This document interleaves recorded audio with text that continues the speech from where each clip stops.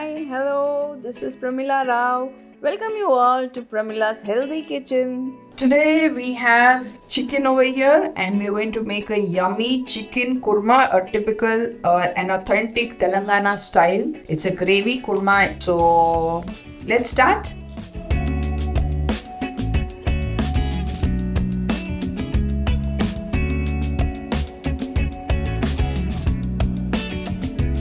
Okay, now we are going to first marinate this chicken, for which we need to add, I'm adding 2 teaspoons of chilli powder. You can add more as per your taste.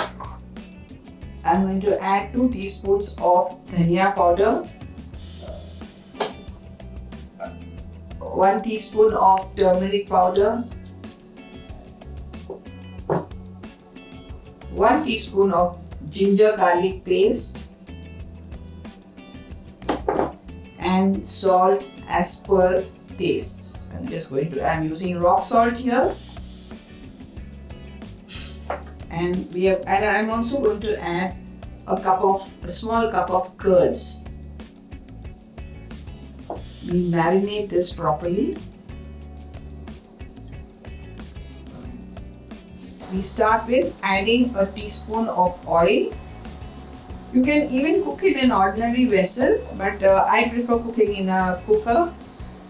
And then once the oil is hot, I'm going to add the spices, the whole spices. I have four cardamoms, I have star anise, I have cinnamon and cloves.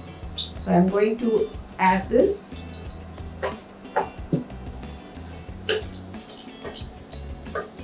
Let the spices splutter.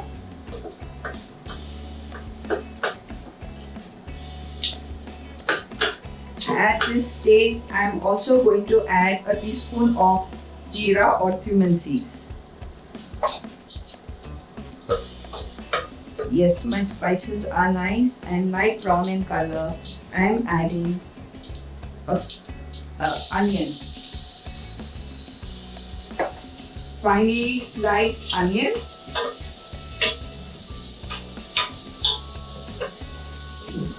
I'm going to let it become light brown in color.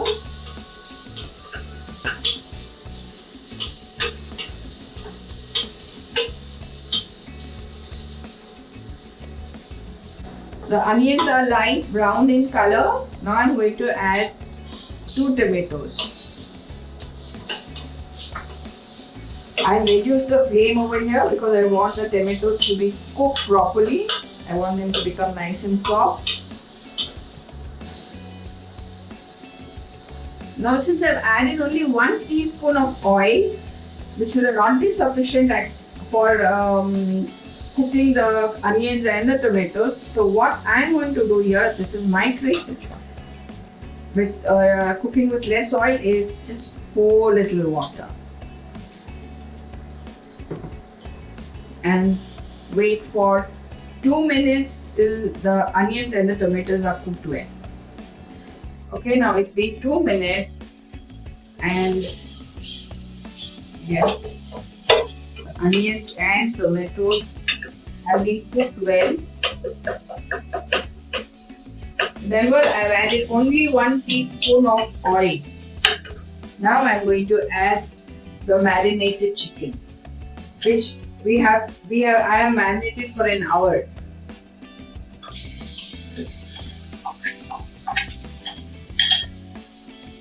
I'm going to add a few curry leaves and I let it heat up. I let all the water come out. We need to get the water dry completely. All the water that oozes out of the chicken has to be dry before we actually start. So here again, I'm going to leave it. I'm going to keep the cooker lid over it and let it slowly release all the water. Well, let's just check once. The chicken has become pretty hot, but the water hasn't released as yet. So I'm going to reduce the flame here. Keep it on a low flame and again put the lid back and wait till the water is released. Okay, this is how it is. The water gets released when you put it on a slow flame. But I'm going to increase the flame here, and I'm going to let all this water dry up completely. Okay, the chicken is completely dried over here. All the water has evaporated.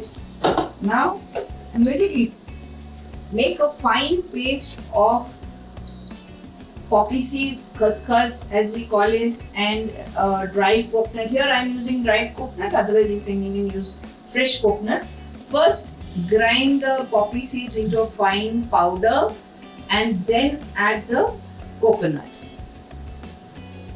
So I have already made a paste of the poppy seeds, the khus and the coconut paste, and so now I'm going to add this into the chicken.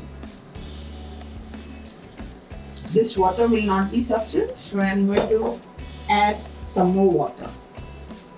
I'm adding another cup of water here.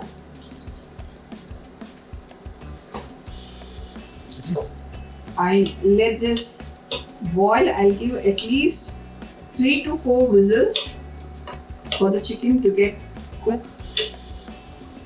Nice, soft.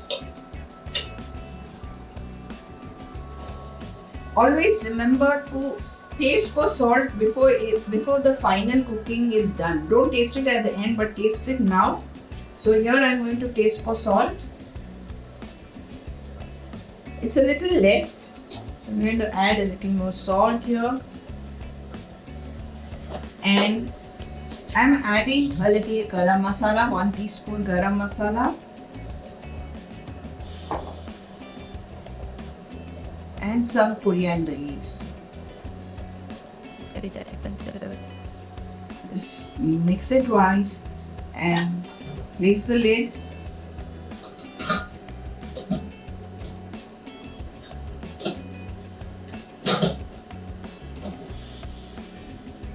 And I let it whistle for at least 4 to 5 times.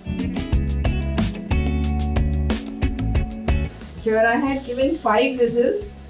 I reduced the flame for a minute, and now I'm going to switch it off and let it cool for at least 10 minutes. Do not open the lid for another 10 minutes.